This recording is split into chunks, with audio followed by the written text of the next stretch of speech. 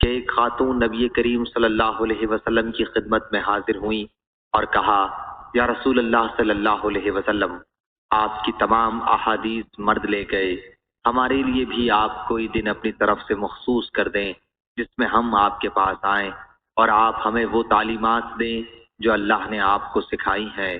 حضرت صلی اللہ علیہ وسلم نے فرمایا کہ پھر فلاں فلاں دن فلاں فلاں جگہ جمع ہو جاؤ۔ چنانچہ عورتیں جمع ہوئیں اور حضرت صلی اللہ علیہ وسلم ان کے پاس آئے اور انہیں اس کی تعلیم دی جو اللہ نے آپ کو سکھایا تھا۔ پھر آپ صلی اللہ علیہ وسلم نے فرمایا، تم میں سے جو عورت بھی اپنی زندگی میں اپنے 3 بچے آگے بھیج دے گی، یعنی ان کی وفات ہو جائے گی، تو وہ اس کے لیے دوزخ سے رکاوٹ بن جائیں گے۔ اس پر ان میں سے ایک خاتون نے کہا، یا رسول اللہ صلی اللہ علیہ وسلم، 2؟ انہوں نے اس کلمے کو 2 مرتبہ دہرایا۔ پھر حضرت صلی اللہ علیہ وسلم نے فرمایا، ہاں، 2 بھی یہی درجہ رکھتے ہیں۔ صحیح بخاری حدیث نمبر 7310۔